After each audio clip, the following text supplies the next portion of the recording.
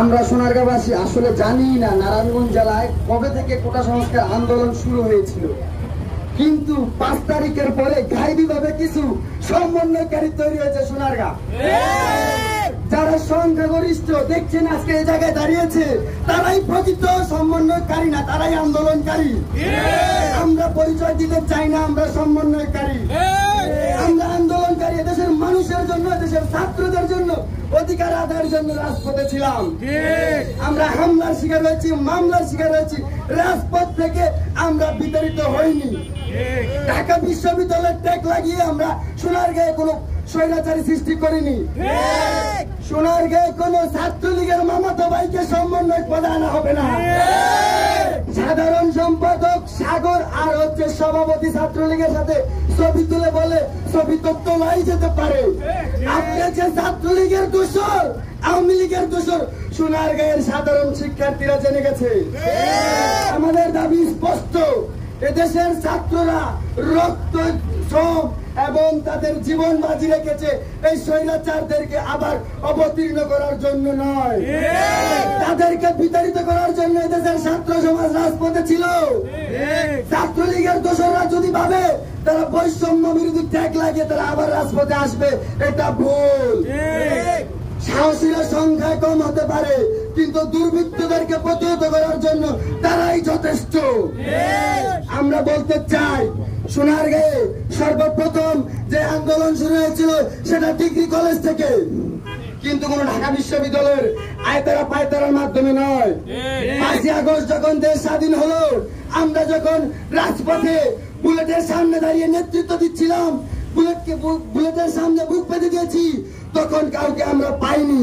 কিন্তু যখন দেশ স্বাধীন হয়েছে 5ই আগস্টের পরে অনেক নেতাকে আমরা আগমন হতে দেখেছি। আমি তোমার বড় ভাই, ঢাকা বিশ্ববিদ্যালয়ের বড় ভাই, কিন্তু তুমি যে ঢাকা বিশ্ববিদ্যালয়ের পোস্টের একজন ছাত্রলীগের নেতা, আমরা এটা জানতে পেরেছি। তুমি যে আওয়ামী লীগের দোসর, কায়সার আস্তাদের সাঙ্গু পাঙ্গু আমরা বুঝতে পেরেছি। কায়সার আস্তাদ হচ্ছে এদেশের একজন সন্ত্রাস, মাফিয়া, টেন্ডারবাজ। আমরা আবার দেখেছি 2500 সন্ত্রাস বাবুর সাথেও তোমার ছবি, নৌকা মার্কায় ভোট চাওয়ার ছবি দেখেছি। তুমি বলো তুমি সাধারণ শিক্ষার্থী, সাধারণ শিক্ষার্থীর নামে ব্যবহার করে যদি তোমাকে কোনোদিন বৈষম্য বিরোধীর ব্যানারে দেখি, সেদিন সাধারণ শিক্ষার্থীরা তোমাদেরকে প্রতিহত করবে। সাধারণ শিক্ষার্থীরা কখনো তোমাকে আর রাজপথে দেখতে চায় না, কারণ তুমি ছাত্রলীগের একজন কুলাঙ্গার। ছাত্রলীগের সভাপতি, সোনারগাঁও উপজেলার ছাত্রলীগের সভাপতি এবং সেক্রেটারির নেতৃত্বে ঢাকা বিশ্ববিদ্যালয়ের সন্ত্রাসী টিম গেছিল, আপনারা হয়তো জানেন।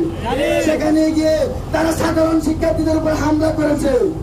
আমরা বলতে চাই, এদেশের সাধারণ শিক্ষার্থীরা দেখিয়েছে 1971 সালে কিভাবে দেশ স্বাধীন করতে হয়, দেখেছেন 90 স্বৈরাচার কিভাবে পতন করতে হয়।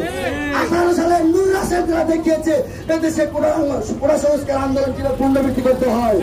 নূর রাশেদের মাধ্যমে এদেশে ডাকসুর সাবেক বিপিনুল হক নুরের মাধ্যমে এদেশে প্রথম আবার এই কোটা সংস্কার আন্দোলন শুরু হয় 2018 সালে। তার ছোট ভাইয়েরাই আবার সেটা করেছে আসিফ মাহমুদ ভাইয়েরা। কিন্তু তুমি ছাত্রলীগের নেতা হয়ে তুমি আসছো সাধারণ শিক্ষার্থীদের ব্যানারে তোমার পিঠ বাঁচানোর জন্য।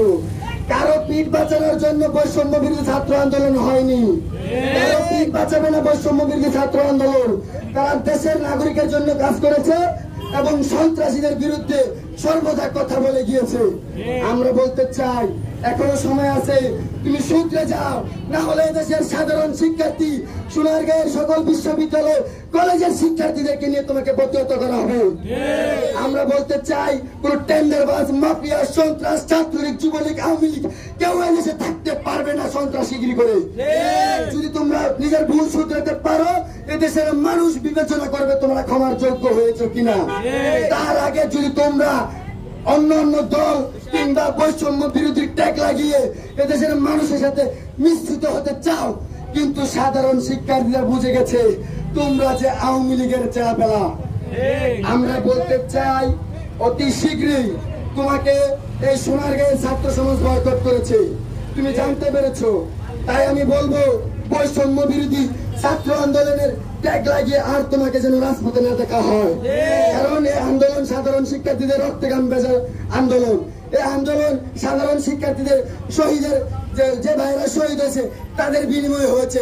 এই তোমার মতো 5 তারিখে এসে আগমন হয়েছে জিলকির মাধ্যমে সোনারগাঁয়ে, তার মাধ্যমে সোনারগাঁয়ে বৈষম্য বিরোধী আন্দোলন সৃষ্টি হয়নি।